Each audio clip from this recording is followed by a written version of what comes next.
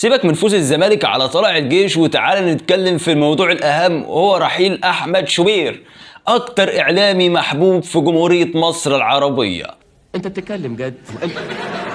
توقف البرنامج بتاعه بعد ما أعلنت الأمم المتحدة أو المتحدة، الشركة المتحدة أعلنت توقف برنامج أحمد شوبير بسبب مخالفته للمعايير التحريرية للبرنامج اللي بيقدمه عبر القناة المحايدة جدا، خصوصا بعد هجومه العنيف على الإعلامي المحترم إبراهيم فايق اللي كشف كل شيء، وكذلك الإعلامي المحترم هاني حتحوت وإبراهيم عبد الجواد، ووصفهم بأن هم بيحبوا ياخدوا اللقطة وبتوع مزايدات وأفلام ومش عارفين حتى في وقت الحزن، يعني في وقت الحزن على اللاعب الراحل أحمد رفعت مش عارفين نمثل، وعمال يتريق عليهم يعني في وقت غير مناسب بالمرة. بدل ما يطلع مثلا ينعي أسرة اللاعب برحيل ووفاة أحمد رفعت، ده طلع يتكلم في عقده مع فريق فيوتشر واللي متبقي في عقده موسم واحد فقط. طبعا كل ده ما يشغلش أسرة اللاعب، مش هيقدم لهم شيء.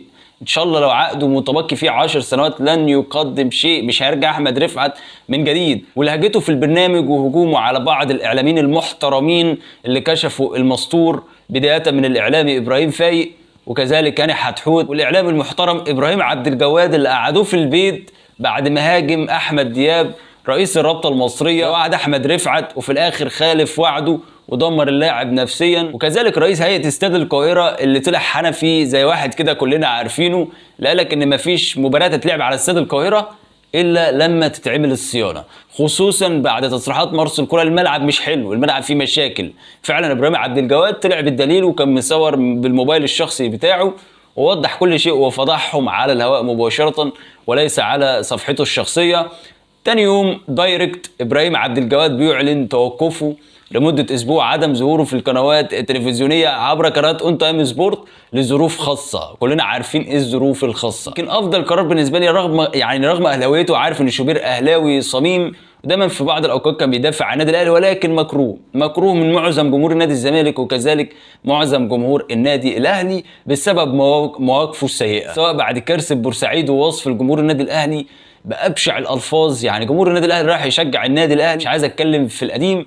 وكذلك اللي عمله مع المراسل الصحفي والاعلامي السابق اللي انتم ممكن تكون ما تعرفوش لانه قضى على يعني مستقبله، وهو ماجد غراب اللي طلع اكتر واحد كان فرحان في مصر كلها برحيل وتوقف برنامج احمد شوبير. ماجد غراب اللي انتم شايفينه امام حضراتكم طلع قال لك ان والدتي العجوزه رجعت 20 سنه ورا. ليه؟ لانه ظلموا، قعدني في البيت 6 سنوات. طبعا كلنا عارفين ان هو كان بيطلع مع مهيب عبد الهادي كان مراسل صحفي، وكان اخر لقاء عمله كان في عام 2018. من ساعتها ما شفناش ماجد غراب عبر القنوات التلفزيونيه مره اخرى. عشان كده لو تلاحظ طلع دمع وعيط، يعني حرفيا كان كاسر نفسيته. ايضا هناك اشخاص بتستحمل وهناك اشخاص اخرين ما بتستحملش، مواقف كثيره جدا. انا على المستوى الشخصي شوبير ملوش قبول عندي ب 3 جنيه. اللي كان مصبرني على شوبير هو مصطفى شوبير ابن شوبير، يعني هو ابتلاء نصيب مصطفى شوبير.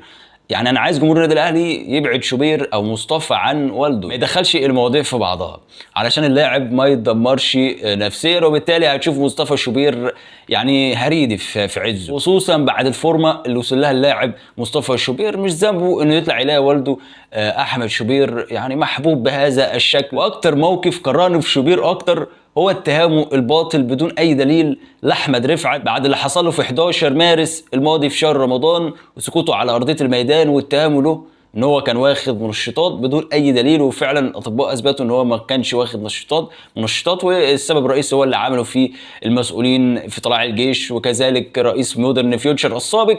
وفي كلام ان ده عبس رئيس ايضا فيوتشر في التوقيت الحالي كان له دخل في الموضوع، رغم ان شقيق احمد رفعت ما ذكرش شوبير، ولكن على مرأى ومسمع من الجميع كلنا شفنا الفيديو بتاع احمد شوبير وهو بيتهم فيه احمد رفعت ان هو كان واخد منشطات. اكيد ده طبعا اثر على نفسيته نفسيا، ولكن اللي خلى شقيق احمد رفعت ما يتكلمش باستفاضه في هذه النقطه ان هو احمد رفعت ما ذكرش احمد شوبير، وفي نفس الوقت ما يعرفوش اذا كان اللاعب تاثر بالكلام اللي قاله شوبير ولا لا. ولكن شوبير دايما بقيت الاحظ ان هو بيحب ياخد اللقطه يحسسك ان هو صاحب الخبر واول واحد انفرد بالخبر، رغم ان 90% دايما من اخبار اخباره بتبقى مفبركه وغير صحيحه، ما هي الا للشو والفشخره الكذابه، كما حدث او بيحدث في صفقات النادي الاهلي وانفراداته على صفقات النادي الاهلي. كده كده كلنا عارفين اللي فيها، كلها اسبوعين وهتلاقي شوبير راجع ايضا عبر قناه فضائيه ومحطه اخرى، سواء اذا كانت محطه مصريه او خليجيه. هتلاقي عروض كتير جدا،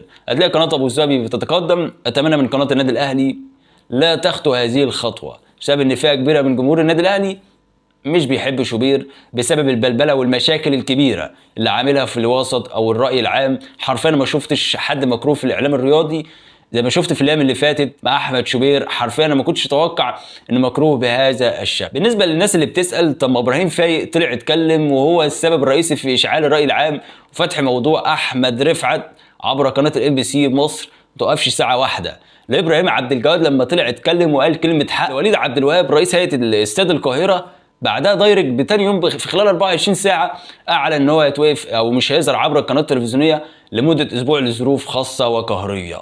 كلنا عارفين طبعا ايه الظروف الخاصه. طبعا هنا عرفنا اللي فيها، اللي بيقول كلمه الحق ده بيبقى مصيره. عشان كده اتمنى من كل جمهور النادي الاهلي وكل جمهور نادي الزمالك يدعم الاعلامي المحترم والراجل ابراهيم عبد الجواد، اللي انا ما كنتش بحبه على المستوى الشخصي بسبب ان هو في بعض الفترات كان بيعمل بلبله انه زملكاوي واحيانا بيقول اخبار غير صحيحه، ولكن بعد موقفه الرجولي مع احمد رفعت ووقوفه بجانب مارسيل كولر ودفاع عن النادي الاهلي، هجومه على وليد عبد الوهاب رئيس هيئه استاد القاهره بعد ما حب يفرض عضلاته كأن استاد القاهره ملك خاص ليه، مع ان ابراهيم عبد الجواد قال له نصيا بالحرف عشان تعرف ان هو يعني من الاعلاميين القلائل اللي تلاقيهم فعلا بيقولوا كلمه الحق، ان الاستاد مش ملكك ولا ملك عائلتك، انت مجرد رئيس او مشرف على الاستاد، يعني انت رئيس هيئه استاد القاهره، مالكش ان انت تحدد مين يلعب عليه ومين ما يلعبش عليه. تاني يوم اتوقف وقعد في البيت. بس كلنا عارفين ان ابراهيم عبد الجواد هيرجع، دي تعتبر قرصه ودن، ولكن اتمنى ان ابراهيم عبد الجواد ما يتغيرش ويفضل على موقفه الرجولي. الزمالك بيفوز على طلائع الجيش كالعاده، تحس كده ان طلائع الجيش النادي الاهلي والزمالك كل يومين او كل 3 ايام بياخدوه ساعتين في استاد القاهره يلعبوا معاه يروقوه يدوا درس قاسي من الفرق ايضا اللي اصبحت مكروهه بعد اللي حصل من مسؤولين بتاع طلائع الجيش لاحمد رفعت الراحل الخلوق والمحترم. في نهايه المطاف ما تنسوش تدعوا له بالرحمه والمغفره، ما تنساش تقول لي شايف موقف شوبير ازاي، هل بتتعاطف معاه وشايف انه مظلوم ولا يستحق اللي اتعمل فيه واكتر؟